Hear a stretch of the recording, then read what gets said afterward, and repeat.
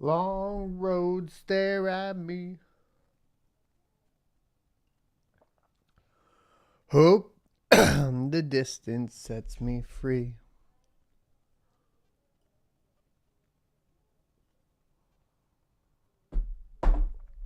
Just recover your wallet seed from Yori or whatever over to Nautilus, and you'll be fine.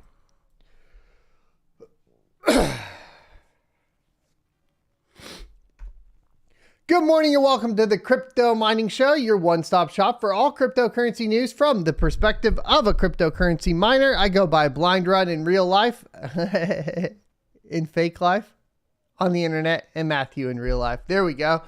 We can do it. We only do it every day. So before we get started today, I just wanted to have a moment of silence out of respect for the fallen soldiers for Memorial Day. This will be about 60 seconds. I will turn the screen black. I would encourage you to not type in chat during this time and just try to participate to the best of your ability. This is a warning so that you guys know that the show is still going on. We're just going to go ahead and show respect for the fallen soldiers. There we go.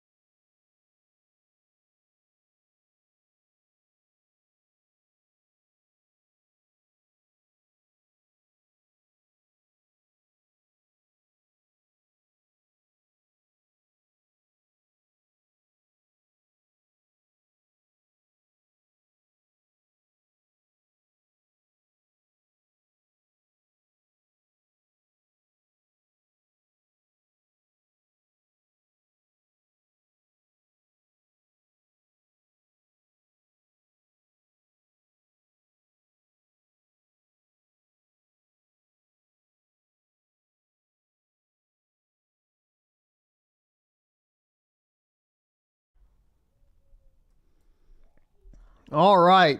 Welcome back, everybody. Thanks for participating. Today, we have a great show. We are going to be talking about a new G Miner release. Luna, basically the reboot of Luna, plummets over 70%. I told you guys not to buy it. And we're going to be talking about crypto mining chip producer Nvidia reports significant profits after decline. We have AMD, both the RX 6000 series and the 30 series reports on reduced GPU pricing, just coming in time for, of course, the bottoming out or the presumed bottoming out of Bitcoin, which we'll be talking about from the perspective of CoinDesk. And then we'll get into, of course, the cryptocurrency markets, mining profitability, and the likes. Let's get into it right after a word from today's sponsor. Today's sponsor is Crypto.com. Crypto.com is my go-to centralized exchange for liquidating my crypto assets. With their Crypto.com Visa debit card, I can load up my mined Ethereum to pay for power and other operating costs quickly while earning up to 8% cash back. In addition to the Visa debit card, there are additional fiat options, including wire transfers, to easily receive your profits. Crypto.com also offers additional services, including trading and even staking, to earn additional revenue on your investments. Join 10 million plus users buying and selling 100 plus cryptocurrencies at true cost by using my affiliate link in the description for a $25 funding bonus. Or enter referral code SOAT at sign up for the same bonus. Remember, cryptocurrency investment comes with significant risks, so do your own research. And welcome back from the sponsor. Now that we've gotten everything out of the way, first things first, we have a new miner release from G Miner.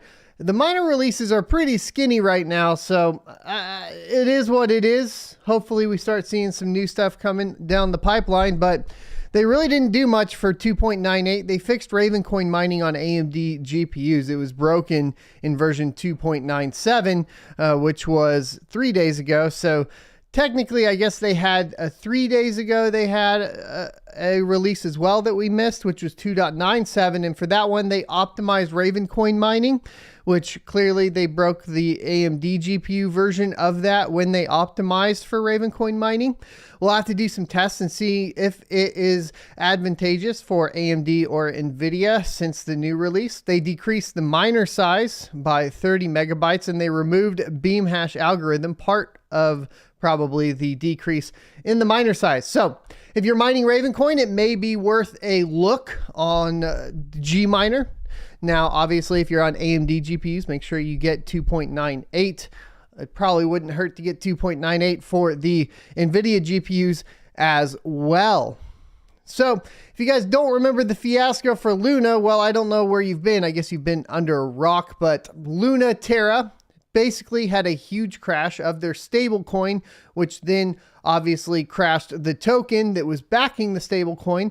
They tried to recover by backing it with Bitcoin. That didn't function. And so then they decided to relaunch Luna in a really, really messed up scenario. You can check out exactly how on the Crypto Mining Show Clips channel, which I encourage you to subscribe to because we were trying to get that channel monetized right now so we can continue to make basically original content on this channel, but it's over there if you want to check it out. So the reboot, as we presumed, doesn't appear to be going that well.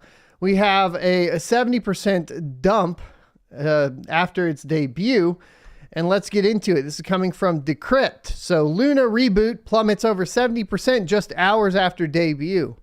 After peaking at $19.54 earlier on Saturday, it's been mostly downhill.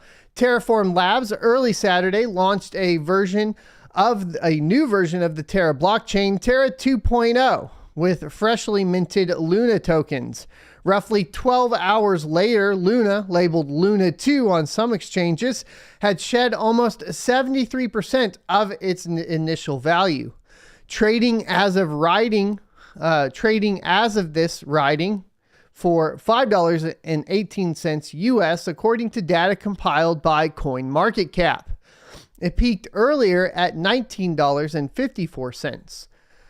Luna tokens became available for trading at the Bybit cryptocurrency exchange about 10 minutes after launch, and about an hour later, KuCoin also announced it was enabling Luna trading.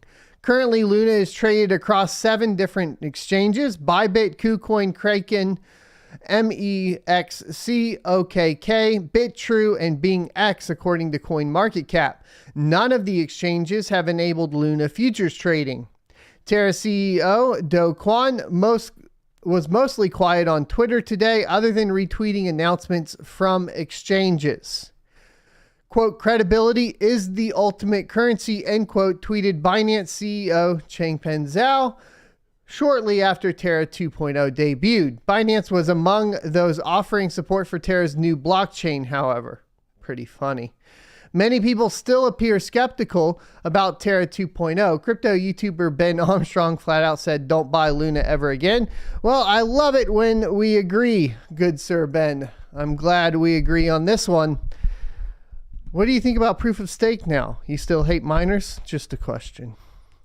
Other Twitter users said they were sticking by the original Luna, since renamed Terra Classic, and referred to by some as Luna Classic, which is down 29% over the past 24 hours to 0.0000. I'm losing track of the zeros, 9031 cents in US, according to CoinMarketCap. LUNC, or LUNC, peaked last month at $119.18 US before a historic crash that wiped out tens of billions of dollars in value. Luna 2.001, it's way below that now. Out of 1 billion new Luna tokens, only 21 million were airdropped on Saturday and added to the circulating supply. Remember, the plan is to slowly leak out these and release them to the people that had over 10,000 Luna on the original chain. They don't want to release them all because they're trying to manipulate the supply to change the perception of the price of Luna to get new buyers into Luna 2.0.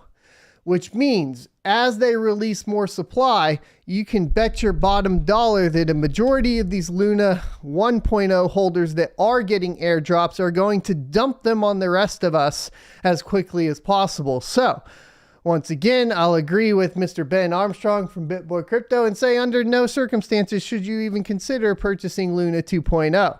I would consider purchasing Luna 1.0 way before Luna 2.0 because at least Luna 1.0 has the potential of something like Wall Street Bets hopping in and manipulating it from that perspective.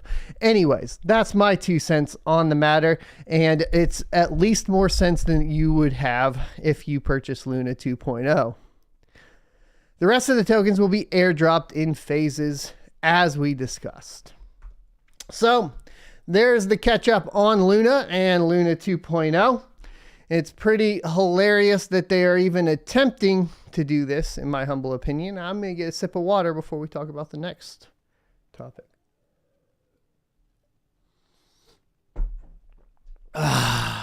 Cryptocurrency mining chip producer Nvidia reports significant profits after a decline. The American chip developing company Nvidia attests to its dip in shares due to the CMP crypto mining process sales decline. The company stated that its 52% decrease for its Q1 of OAM and other investments was because of the decrease in CMP sales. Nvidia stated this as explaining in a filing on Wednesday. In 2021, Nvidia recorded $24 million in return from its CMP sources. This also recorded a discouraging decrease of 77% year over year. Last year, January, the corporation introduced the CMP product to discourage cryptocurrency miners from storing up existing mining devices like Ethereum's famous RTX 3080 Ti. While the chipmaker didn't explain the exact sales amount its CMP sales provided, it did tag the value nominal and over $155 million in loss from the previous year. The company experienced strong quarterly growth from 2021 last quarter to 2022 first quarter, increasing by 8% in returns, thus making up to $8.98 billion. Its shares also increased by 3% to $1.36 a share. In addition, the chipmaker stated that it continue its buyback program, reaching 2023 end, and it's worth $15 billion. Nvidia in the Q2. Nvidia has now been experiencing a steady decrease in interest in the CMP mining chips during this Q2. The reason why is this sentence was a little weird. The reasons why this is so might probably be because of Ethereum's porting to the proof of stake mechanism, the current bear market, or the recently deployed products from industry leader Intel Corporation. We don't know, but we do know that the tech giant isn't experiencing a good time at its current turnover. You know, if they actually wanted to kind of accommodate for this a little bit better, they would release some sort of marketplace for the hobbyist miners to be purchasing CMP products at reasonable retail prices. And this is not something that they are doing that I think is detrimental to that market, because their goal with the CMP devices was to just sell them directly to large farms, and it really dampens their ability to sell them in markets like we're in today. I think that that would be a path they could take. That being said, of course, they have to make them more competitive in pricing compared to the non-CMP models, due to the fact that those prices are coming down and the market's starting to get flooded with used GPUs. We've talked about this before. This is nothing new under the sun. The exact same things happened during the last supercycle run and the last bear market with the GPU pricing. And it should be completely expected from Nvidia, TSMC, and so on. And I assume it was because Nvidia and TSMC were both basically trying not to report cryptocurrency mining profitability. However, I think that is also a miss as well, because it should be should be acknowledged that cryptocurrency mining in general has been a large driver of the revenue for a majority of these GPU companies, if not all of them, basically all of them, Nvidia and AMD, which has driven, of course, the research and development to basically create better, bigger GPUs with bigger buses, which we all like, of course, and so on. So I think that it's kind of funny that they want to ignore it, just because obviously what they don't want is what's going to happen anyways, which is a reduction in their revenue, which will then impact their stock pricing and so on. Q2 isn't starting as interesting as Q1, and pundits project a 4% loss to $8 billion in turnover. During Thursday after hours trading, Nvidia shares decreased by 7% to $157.80. Also, the Nvidia stocks have experienced an almost 50% decrease in year-over-year report, reflecting a poor outlook for tech stocks. During last year's Q2, Nvidia encountered a 33% dip from expected returns, reaching $266 million, then $106 million in Q3, and $24 million in Q4. That value has still fallen. The chip maker revised its expectations for the second quarter, summing it up to $8.1 billion because of the Russia-Ukraine war and lockdown in China. I think that there seems to be a huge distraction and excuse from every single company in existence to blame Russia, Ukraine, and of course the lockdowns and the pandemic, when in fact during the pandemic we saw the largest increase, of course, in profitability for some of these companies, especially chip makers and so on, as they drove MSRP prices up. And so per unit, they were making a ton more.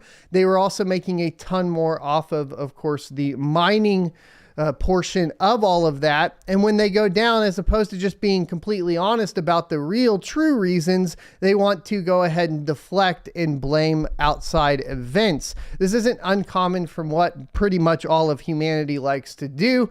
Of course, myself included in the past, we like to find some sort of outside source to blame, as opposed to basically trying to fix the problem or be honest about what the problem actually is, which is essentially at this point, very clearly the bear market in cryptocurrency impacting their sales significantly on both the CMP side and of course the GeForce side. And yes, the shortage could be playing a factor there, but like I said, that's kind of a moot point based on the fact that they increased their MSRP prices so much to accommodate for that, and everything was still in extremely high demand. The problem that we have now is demand is low and MSRPs have not come down to match that low demand.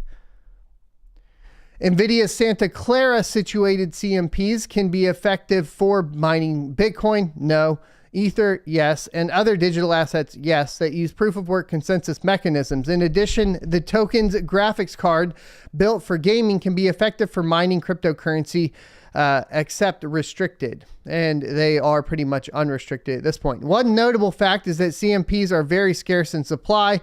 Even on secondary markets, it's rare to find them, therefore making the chances of sale slimmer and smaller. That's because their entire goal with the CMP line is to sell them in bulk to large mining firms, and large mining firms are hopping out of course, the GPU mining market. You should make those devices available, once again, like I said, to the general public, in my humble opinion, at reasonable MSRP prices that compete with your GeForce series line of graphics cards. Otherwise, you're just going to still have miners at home and gamers at home competing for the GeForce lineup, and you will not be selling your CMP lineup.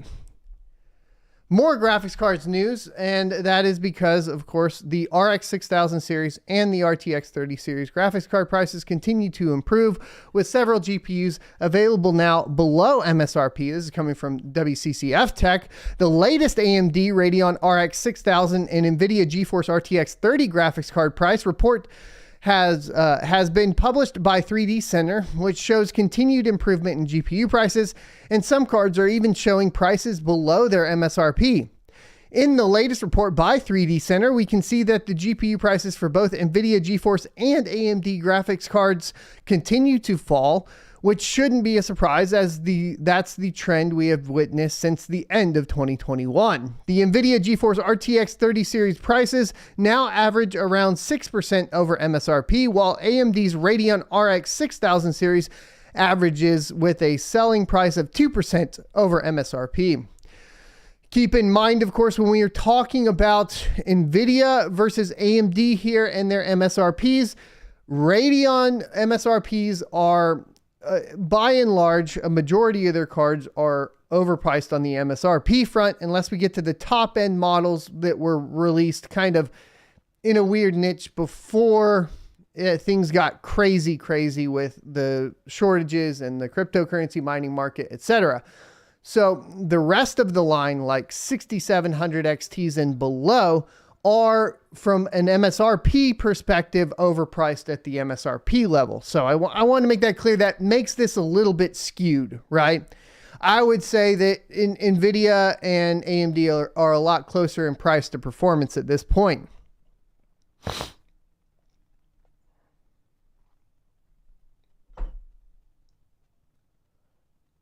All right.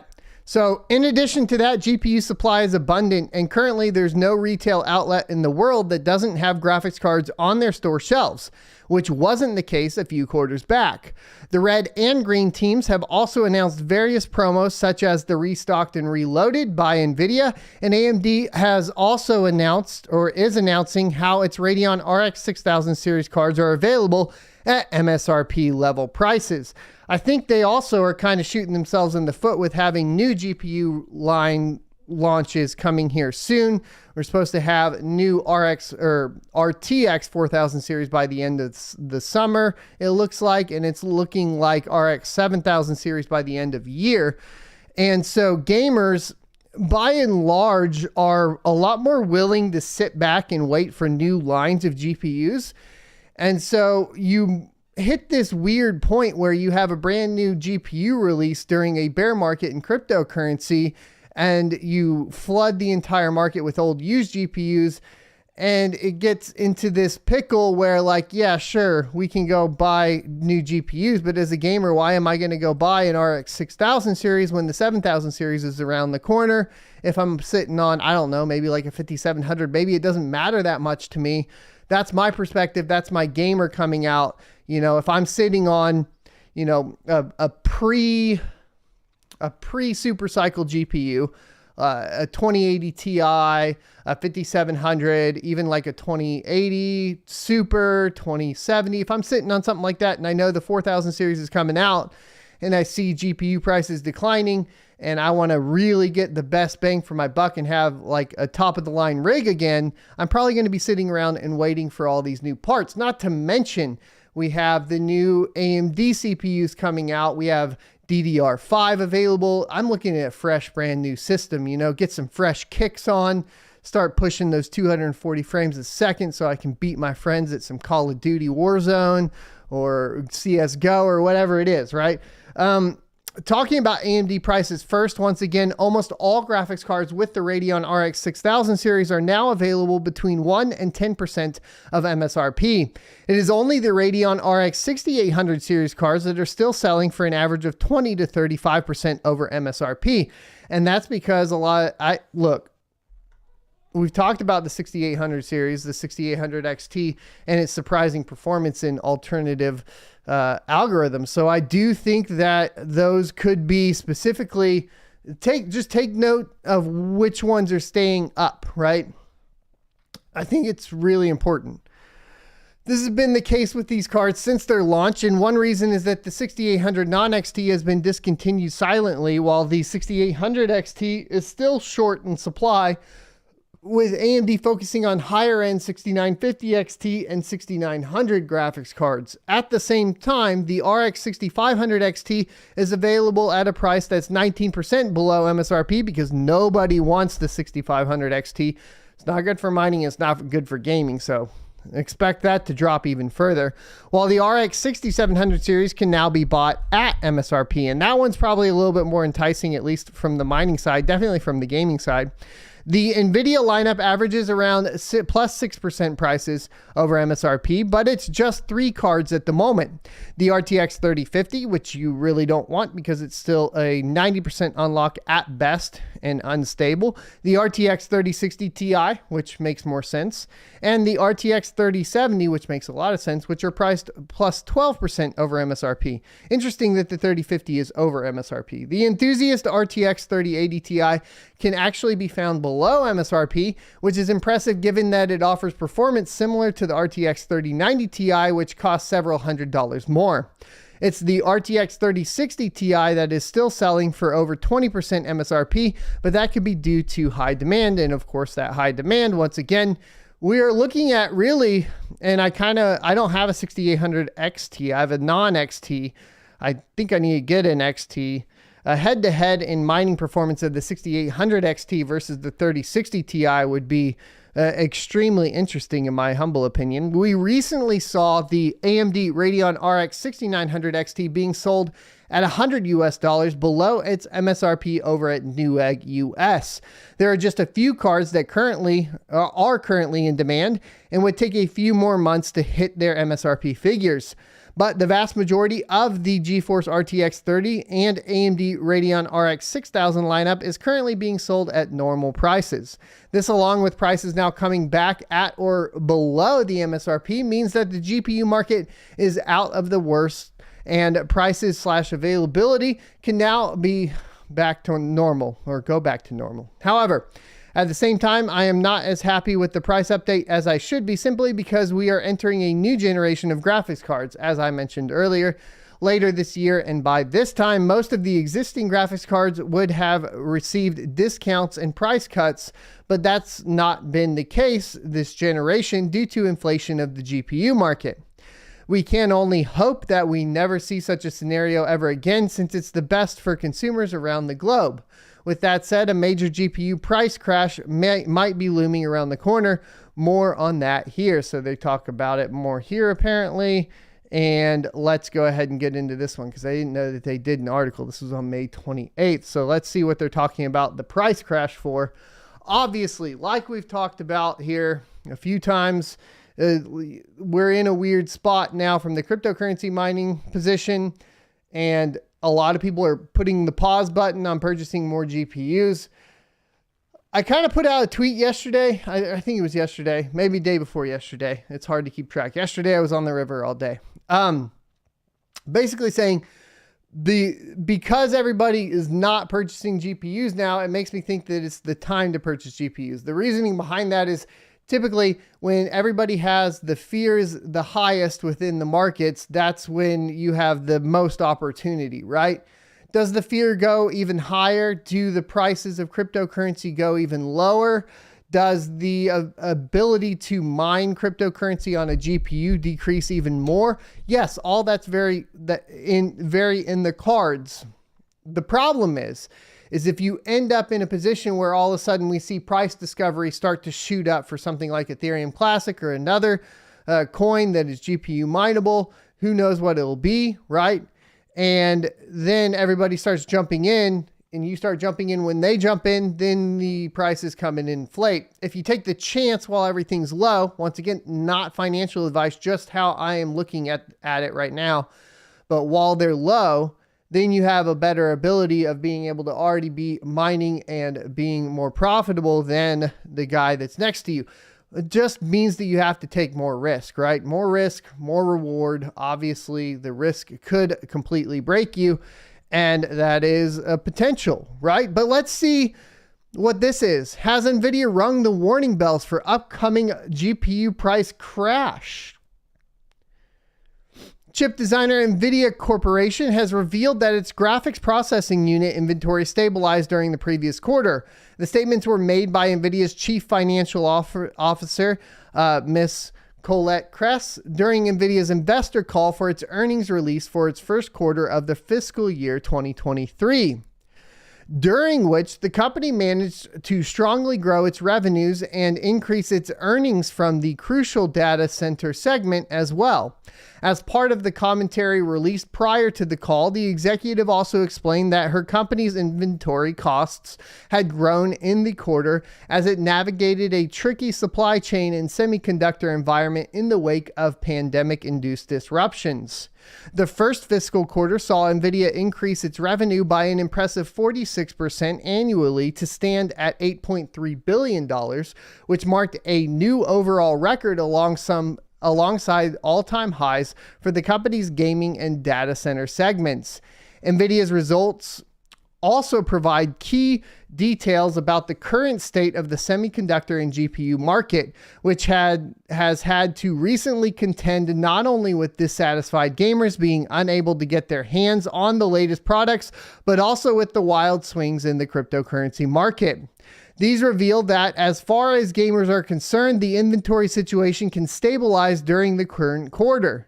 While Ms. Kress comments as part of the earnings release did not specify, and let me get those alerts turned off. Sorry about that. So while Ms. Kress's comments as part of the earnings release did not mention channel inventory, she did share important details during her analyst session. There we go. Prior to the call, the earnings release outlined that Nvidia had to deal with longer lead times in its supply chains. Lead time in the business world refers to the time taken for inventory to arrive at a company after it has placed an order. And the CFO explained that her company's long-term purchase obligations more than doubled annually as a result of the time increase. Supply uncertainty and shortage often cause companies to order higher quantities at higher rates. But these decisions carry the risk of an oversupply that results in excessive inventory. Keeping these facts in mind, Ms. Kress's comments during the analyst calls were telling as she explained that Nvidia is witnessing stability in channel inventory. Channel inventory refers to the products that are available with Nvidia's retail partners but have not been sold to consumers. During the call, the executive explained that channel inventory has nearly normalized and we expect it to remain around these levels in Q2. The extent in which cryptocurrency mining contributed to gaming demand is difficult for us to quantify with any reasonable degree of precision. Really? Okay. You could, really? Okay. I feel like you could. These statements build upon her earlier comments and several reports that consistently surfaced throughout the course of this year. This is going to bug me. Look, the reason they don't want it to be, they don't want to admit essentially the amount that cryptocurrency mining has affected their industry is because it hurts their investor relations. That it hurts, of course, the stock price. Because if people are aware of how much it actually impacted it, then they would get a little bit of fear surrounding the Nvidia's future, right? Let's just be honest about it. For instance, Ms. Kress outlined in January that she expects supply shortages to ease out of the second half of this year. At the same time, she was also careful to mention that the demand for her GeForce products remains strong, a factor that will become important as you read below. Another report from Australia that came to light in March revealed that some Nvidia GPUs saw their prices drop as much as 35%, indicating that retailers were eager to sell them, potentially due to an oversupply. When taken together, it just might turn out to be that in its eagerness to meet market demands and minimize shortage costs, Nvidia has ordered excess GPUs and sent them to its channel partners. Combined with the fact that the company's next generation 40 series GPUs might hit the market later this year, the risk of an oversupply in the market that results in excess inventory is present. Additionally, if high demand for its products experienced over the past couple of months resulted in Nvidia increasing its shipments, then the risk of the excess products remaining unsold might also materialize. Unable to get their hands on GPUs, the company's potential customers can have can have switched to alternatives or decided to wait for newer products. But since the inventory has been updated to reflect the increased demand, the drop in interest is another factor that can contribute to an oversupply. This is compounded by the fact that newer products, such as those mentioned above, have been rumored to launch earlier this year or the next. So basically just reaffirming everything we talked about when we were discussing the price of GPU prices coming down, the perspective of gamers waiting for, of course, the new line of GPUs that have been announced, the oversupply coming into the market due to, of course, the crashes in the cryptocurrency market and the impending doom to GPU miners of the Ethereum merge. All of these things are going to compound into basically this happening. So timing the market perfect for investing in hardware from the cryptocurrency mining perspective is going to be extremely important. It's going to be hard to time it though, because like I said, if we start to see something odd happen within the market where it shoots back up, or we see some other coin start to take the lead over Ethereum, as Ethereum moves to proof of stake, if you buy in too late, you're too late. If you buy in too early, well, you lost a little bit of money and that sort of thing. The thing is if we wait for the supply to get so high that all of these old GPUs are just flooding the market, there is potential to basically build up massive farms in preparation, of course, for the next cycle that presumably, if following previous patterns, would happen at the end of 2024, around December, for the halving of Bitcoin. We also have reports, of course, of inflation basically being relieved in the 2024 timeline, or starting to basically correct itself.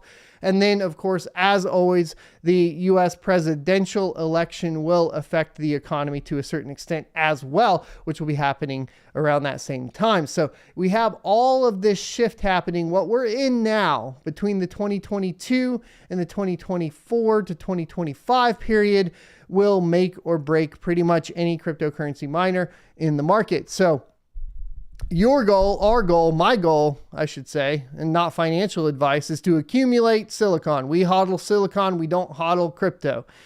And then try to prepare ourselves for the best as possible to hopefully capitalize on the next super cycle. Will GPUs can be completely phased out? Some people say so. I am a little bit on the fence as far as that goes.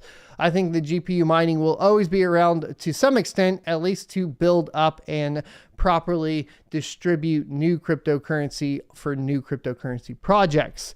I'm going to ask in chat for a poll and say, do you think GPU mining is dead? And then we'll go from there.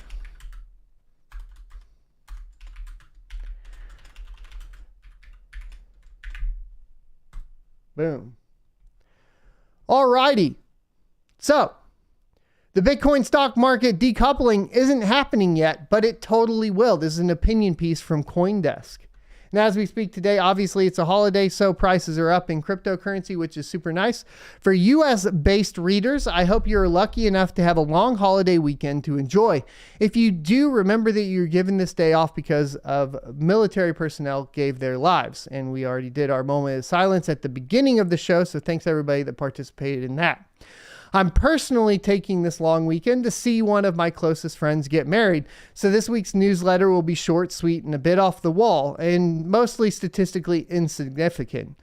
Like I said, this is an opinion piece. When I asked one of my other closest friends how I would convince y'all to read something like this, he gave me some great advice. So please let me write about the decoupling. Indulge me.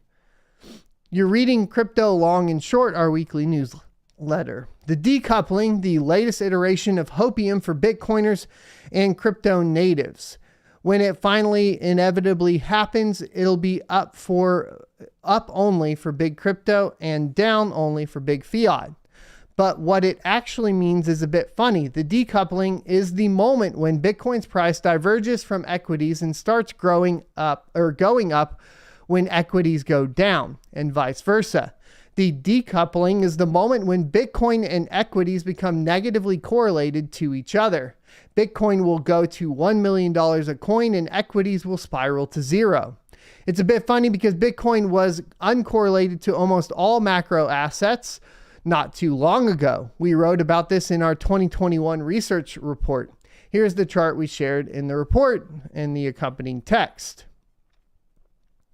For the record, correlation simply means how much two measures vary together divided by how much they usually vary individually. We care so that we can describe the relationship between the returns of Bitcoin and other assets. The correlation coefficient, the number or the R referenced, relates to the strength of the relationship in the context of asset returns, a correlation coefficient of. +1 means when asset A gained X%, asset B gained X%. 0 means when asset A gained X%, asset B gained Y%, with an absence of a linear relationship between X and Y. -1 means when asset A gained X% and asset B lost X%. A 0 correlation coefficient signifies uncorrelatedness, and it's either rather easy or rather difficult to imagine unless you have a chaotic mind. Either all the numbers in the data sets are exactly the same, a constant, which is mathematically defined as undefined correlation, or the data set looks like utter chaos. Actually creating an arbitrary data set with 0 correlation is not easy. So I included the boring data set and an illustration of chaotic case to drive the point. So 0 correlation and for the boring case or whatever. No correlation example. I got some allergies today, so I gotta slow down and drink some water.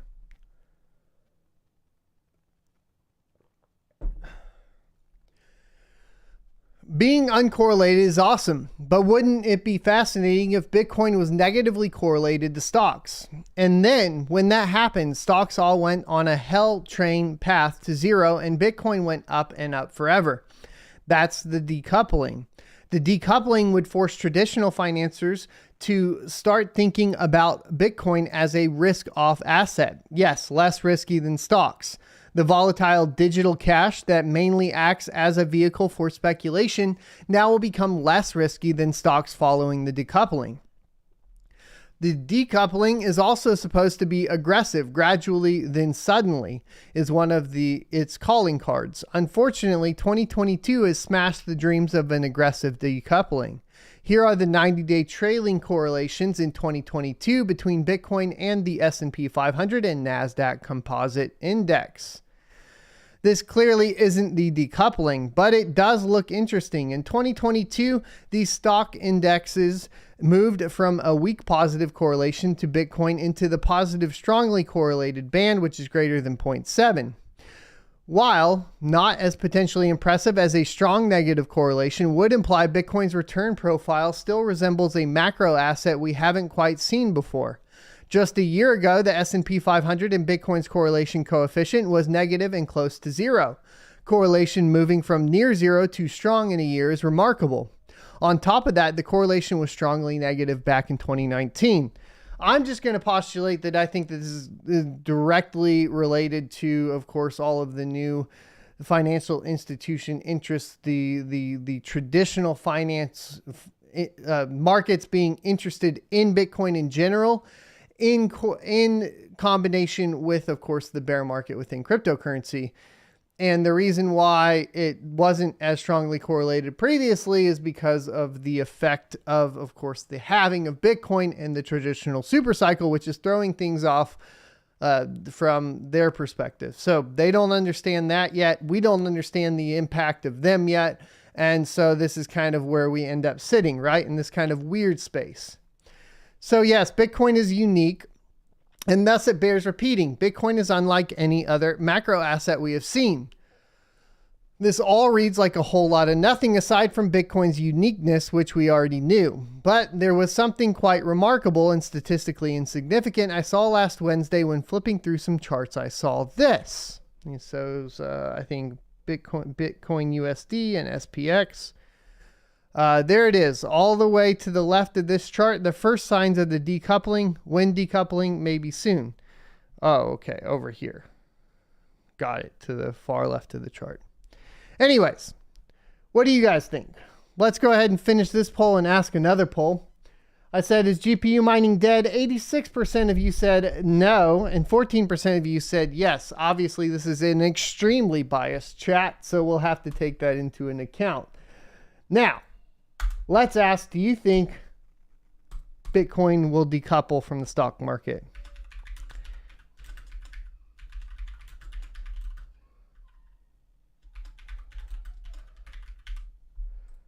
Boom. We'll get that in. Let's continue on with the show. Bitcoin shows signs of bottoming out after 9 weeks of losses. This is obviously positive news to a certain extent. The $29,500 level is acting as a major support for the world's largest cryptocurrency. Bitcoin added 5.6% in the last 24 hours to rise over $30,000 during Asian trading hours on Monday in a brief show of strength amid a record-losing streak, data shows. The asset has slid for 9 straight weeks for the first time in its history, falling from the $48,160 level in late March to last week's close of $29,600. The drop came alongside inflation concerns in the broader economy, a move away from the risk assets, and systemic risk from within the crypto industry. Price charts suggest Bitcoin saw strong support at $29,000 mark, a level that has been tested several times in the past weeks. Closing below this level could mean that the cryptocurrency could drop to its 2017 high of nearly $20,000, charts show. Resistance at $30,500 continues to exist. However, and a daily close above that level would show strong signs of recovery.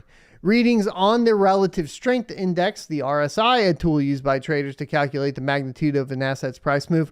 Sorry, we read these definitions all the time, have fallen to nearly 30, suggesting signs of bottoming out. Short-term buyers could add to this week's momentum. Sentiment data from last week already suggests the market may be headed for higher prices in the coming weeks. Some analysts have said that investors would continue to assess price action before deploying capital. Quote, U.S. markets saw a modest revival last week with stocks rising across the board, end quote, Simon Peters, market analyst at eToro, said in an email. Although crypto didn't see quite the same revival, prices have now been holding steady in major cryptos such as Bitcoin, suggesting a calm of sorts before any fresh commitment to the market is made by large players. It also could be a calm before the storm. Now, the storm could go up, but I'm feeling the calm, the storm going down. But that's just me, not financial advice. Monday's run comes on the back of a bump in Asian equities amid reports that major Chinese cities have started to cease coronavirus restrictions after months of strict lockdowns. Traders laid bets that reopening the economy could spark an increase in consumer spending, which would increase company revenues in the coming weeks and could indicate a bottom for stocks in the region. The Asia Dow Index rose 2.15%, while Hong Kong's Hang Seng's Index, I think I botched that one, but we'll flow with it, added 2.06% on Monday. Japanese Nikkei 225 bumped 2.19%, and European indices such as Stocks 600 and DAX added at least 0.82% since Monday's start. Futures in the U.S. rose as NASDAQ 100 jumped 1.44%, while the S&P 500 added 1.08%. However, some analysts say recovery in Bitcoin could take longer than expected. Quote, it will be premature to talk about a bullish counteroffensive until Bitcoin gets above $30,600. It's at $30,569 right now. Pretty funny. It's her horizontal resistance line since mid-May, explained Alex, FX Pro senior market analyst. Renewed risk appetite in global markets is fueling hopes of a turnaround. Divergence in equity and cryptocurrency dynamics was conspicuous last week, highlighting the weakness of the crypto market, he continued. Now, obviously, the impact of the market has been significant on cryptocurrency, especially Bitcoin, a lot more than we originally anticipated. However, it is important to note that we do still have to worry about the super cycle for Bitcoin, and that this will definitely affect it. While more institutional money comes into Bitcoin as a risk-off asset, which is apparently what it's starting to be classified as, especially from all the articles we read about it last week with the JP Morgan stuff and all of that, right? It does appear that for the most part, it's starting to be considered a risk-off asset. And if it's treated as such, a bear market due to the super cycle will have an effect on that to a certain extent. A bull run, an expected bull run, a huge one, wouldn't really be expected from me until, like I said, like December of 2024, probably closer to like March or April of 2025, given some time for the halving to take effect and affect the profitability and the revenue that the miners generate, which then in turn spurs off this kind of increase in price. But other things that could affect that to a certain extent that may throw this completely out the window is the increase in electricity costs and the access to power for miners. And due to the way the economy is functioning right now, I think it would be amiss to not mention the increase in price of power significantly across the board, even though, of course, a lot of miners are moving to renewables.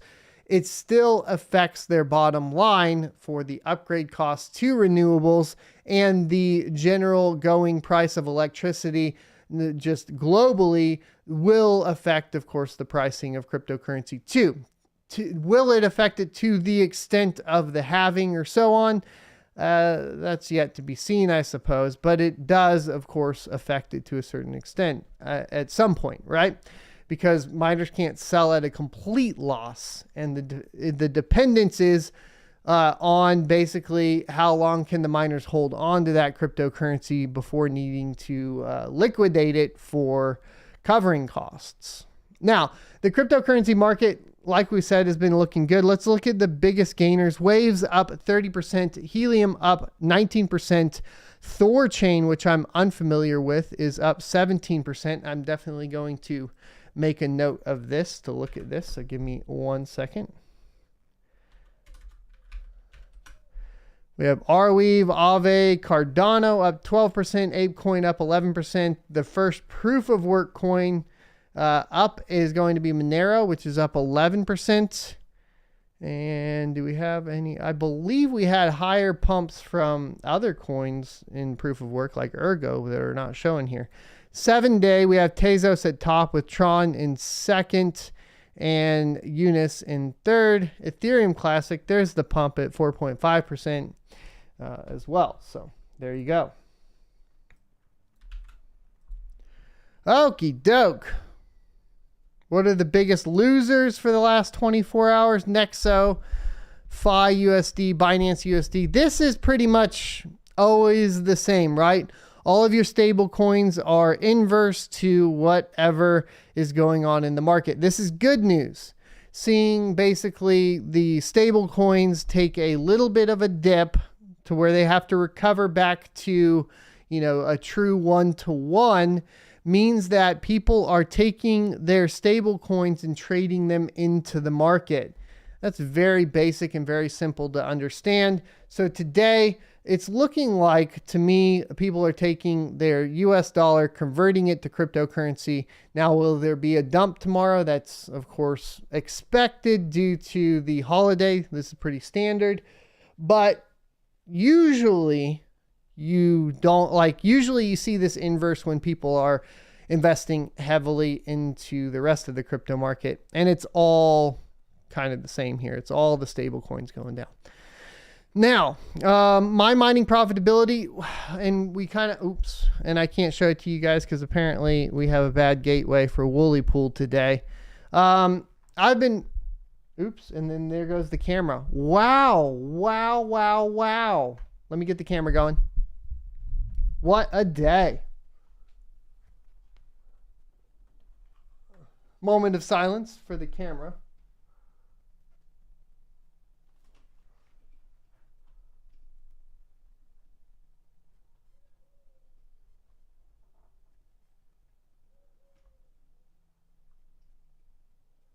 All right, the camera is back. I'm back.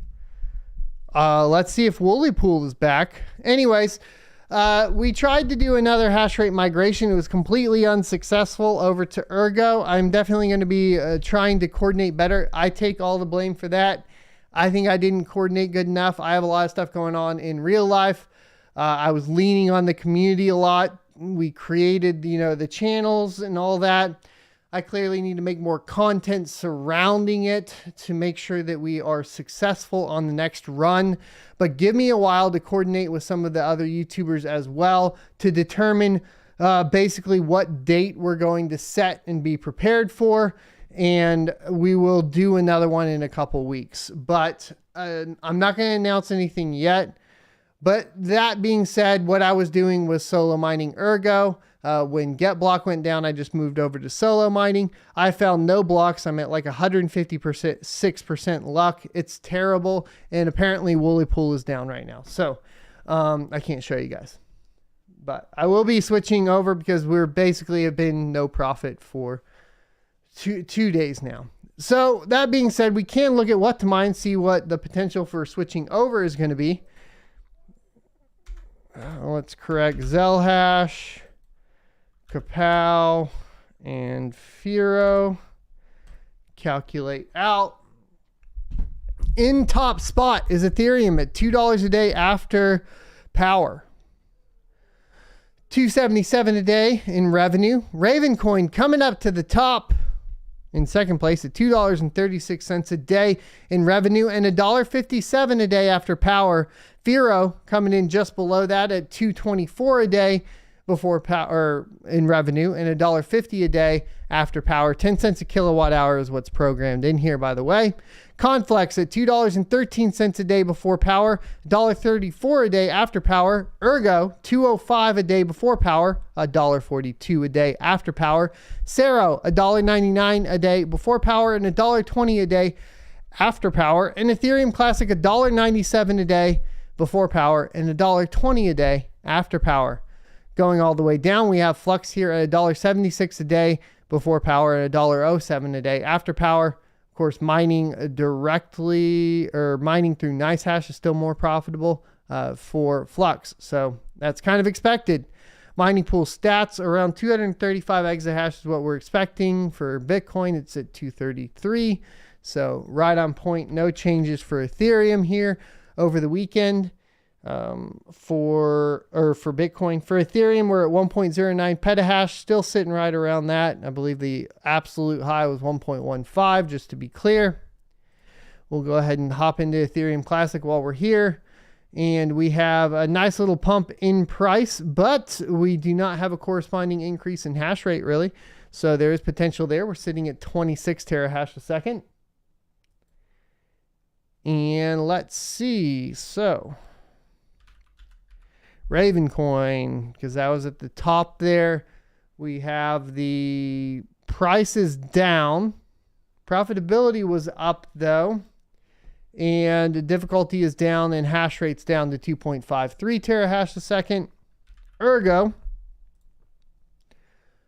is at 13.86 terahash a second with a corresponding decrease in difficulty.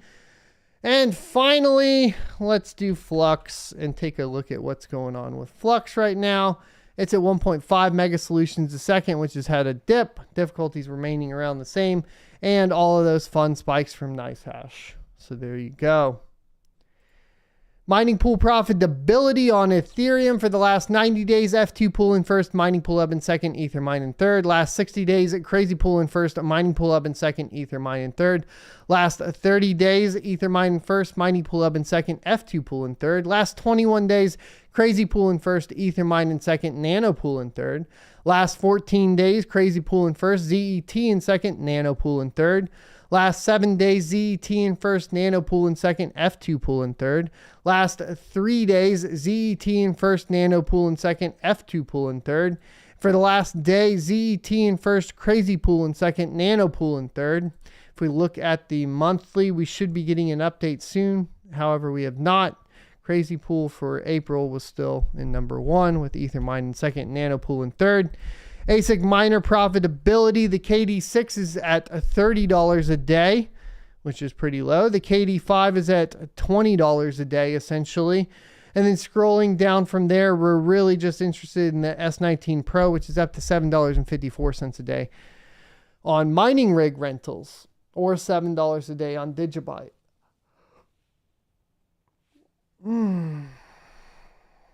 Like I said, if we take a look at the hash rate on Ergo, the migration was completely off, but we did have a nice pump in Ergo price up to $2.37, a 15% gain, and that's looking tasty.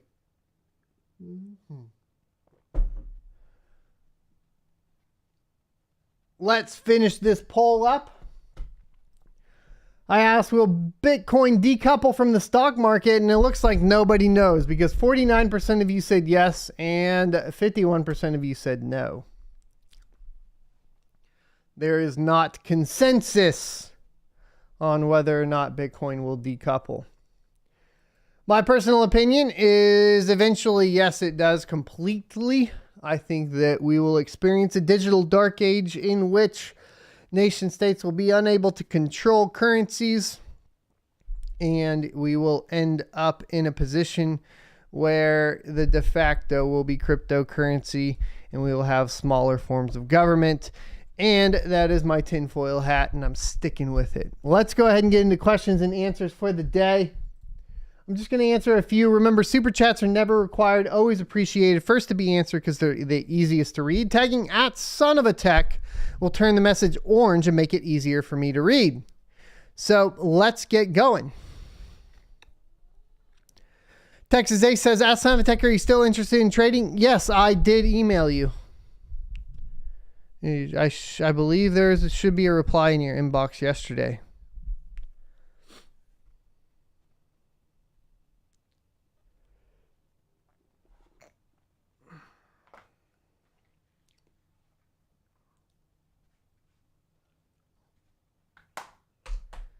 Hey, get them questions in. I'll double check, Texas. I did send it from my phone while I was out at the river. I am me says, at Simon Tech, at risk of getting scorned, make a poll if helium is still worth it. Well, I can tell you that it's going to be no, but I can make the poll for you.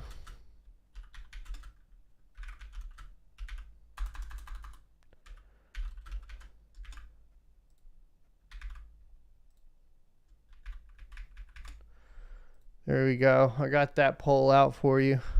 Go ahead and vote, guys. I may have I may have fixed it for you though. Don't worry about it.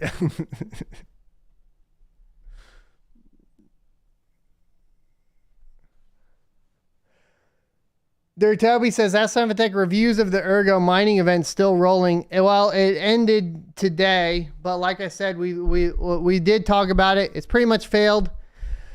There's been no significant change on the hash rate of Ergo, no significant change on the hash rate of Ethereum.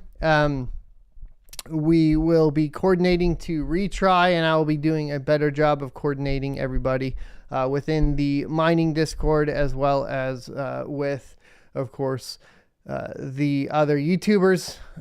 I take responsibility for the failure. I should have been more clear, I suppose, and more vocal, and tried to get more attention to it, and it just didn't happen. So it is what it is. You got to try again.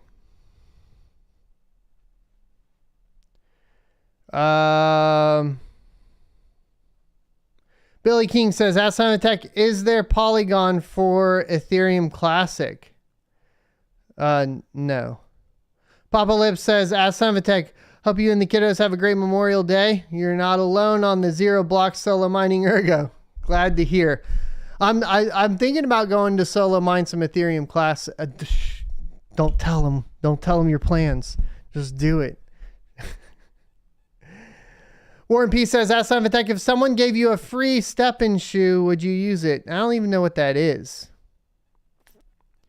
Diego Bosca says, Ask Summit, can you explain why you think the next bull run will be at the end of 2024 when the halving is at the beginning of 2024? What is the Bitcoin halving right now? Let's go look.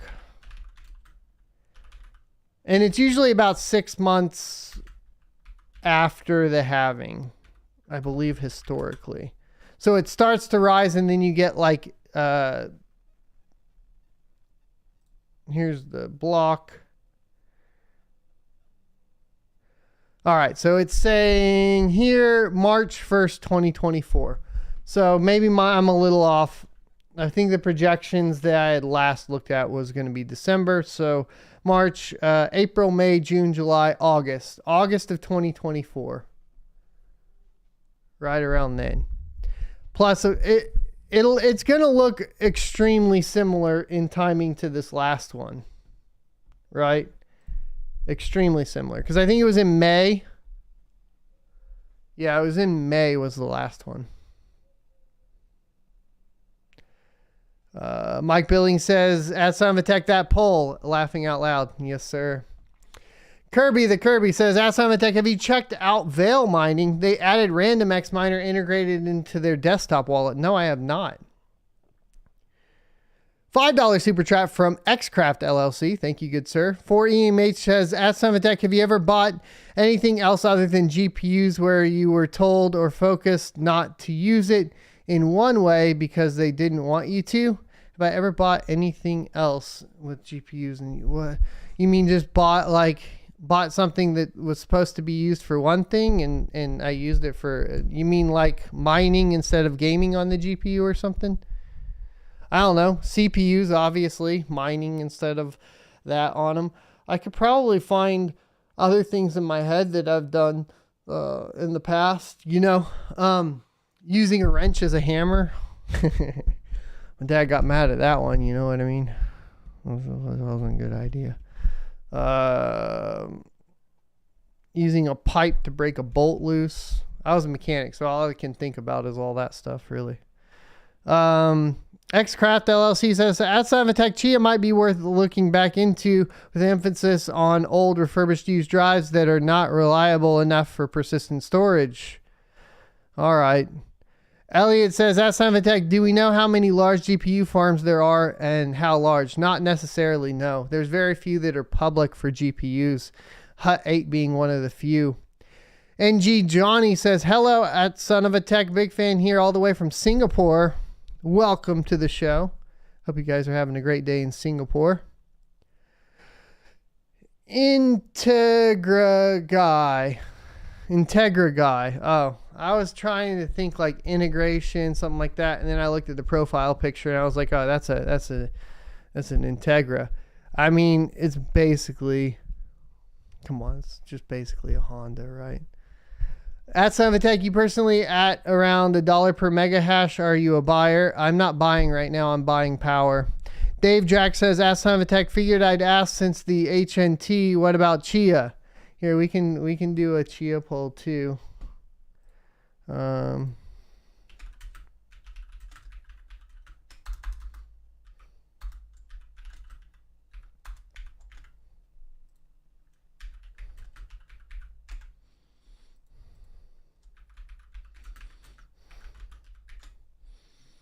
There we go.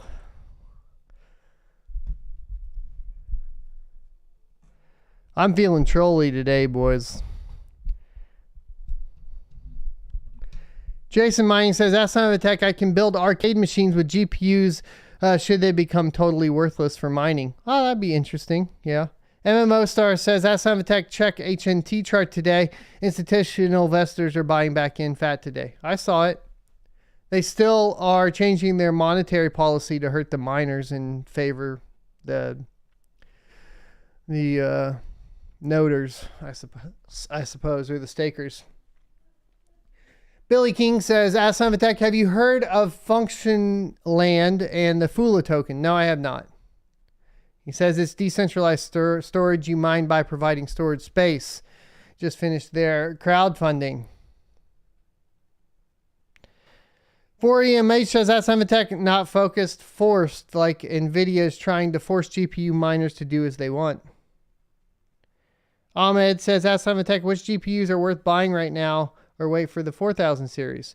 4000 series, I'm not thinking is going to be good for mining. I think like actually GPU miners might be in a fantastic position during the 4000 series launch though, where because of obviously like we talked about in 2 different articles today, oversupply of 3000 series, oversupply of 2000 series for sure. I mean, I'm thinking 2080 Ti's are probably going to be the ones that look the best here coming soon.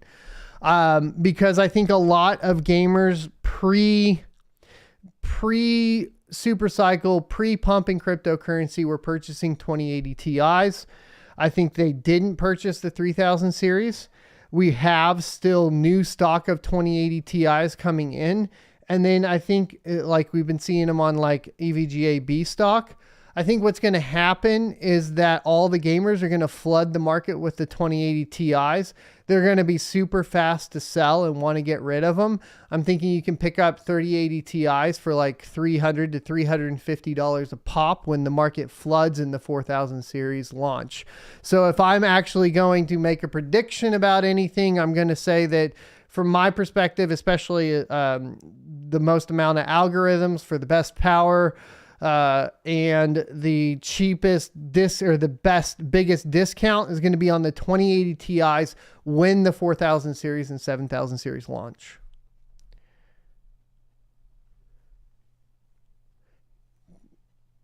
Gandalf Gray says, at Sunvatech, do you know who it was on the HUD 8 team that said they would just mine Polygon? It was on MSNBC interview, and I don't remember who it was. It was obviously a PR person. Also, what algorithm is the 5700 XT most efficient on? Well, Ethereum. Second to that would be Ergo, and third to that would be like Ravencoin or Firo.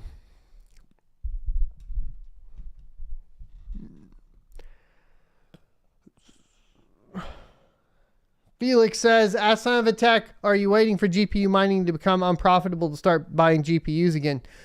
Like I said, you can't time that market. We've talked about this like all week. We can't time that market.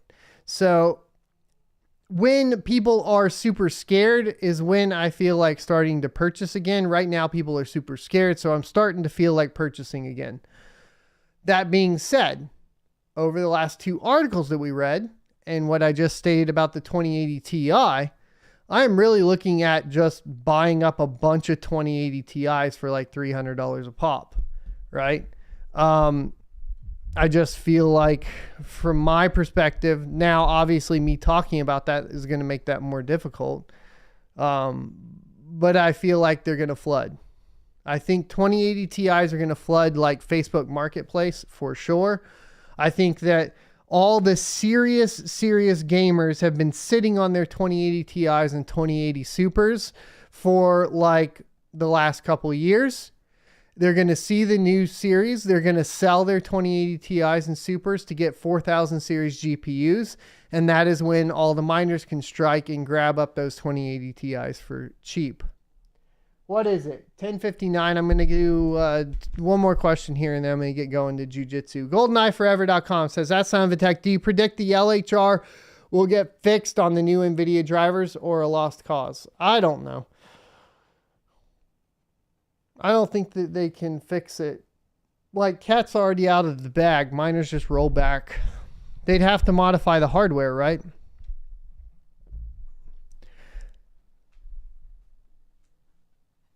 Hit the like, hit the comment, hit the subscribe, hit the notification bell. To wrap it up, is Chia worth it? 30% said RIP HDD and 70% said waste of space. We'll end the poll there. And I'll see you guys next Tuesday.